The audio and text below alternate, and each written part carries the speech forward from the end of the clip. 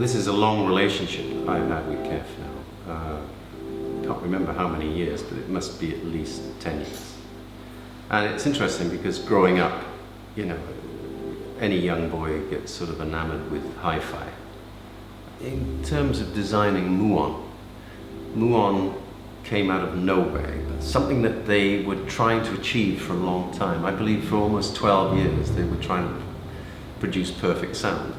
Muon was 100 units worldwide to be sold to aficionados in every form of music, from people like Sting to, you know, high-level classical musicians who value purity of sound. And this is trying to make it accessible to people.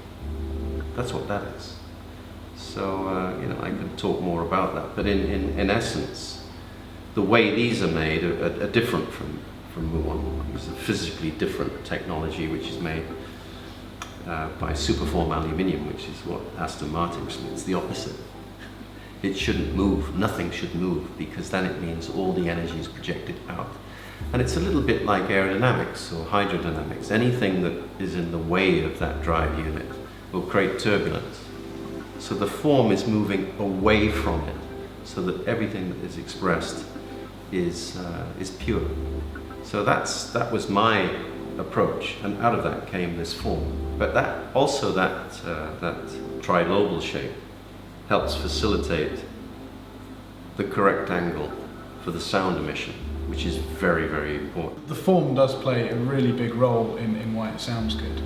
This is the typical use case. Somebody will put it on a table, and that is quite a severe reflecting plane acoustically. It's at its optimum function, you would say, in a horizontal format. That's generally how these things are used.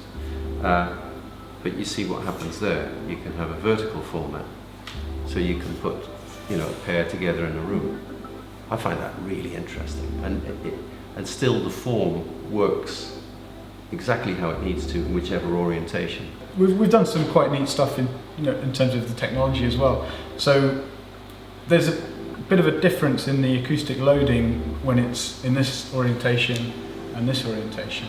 There's actually a little tilt switch inside that detects where it is, and it'll change the sound balance to, you know, always try and give you the best possible performance.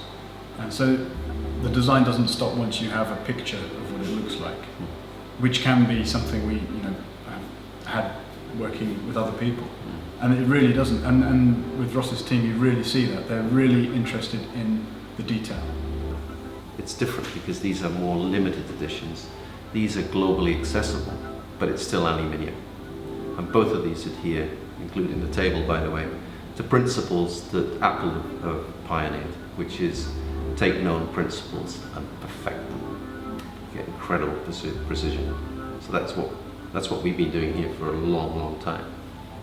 But the world is becoming very wireless, very interconnected in every way. So I've got thoughts on what we should do next for those wonderful consumers.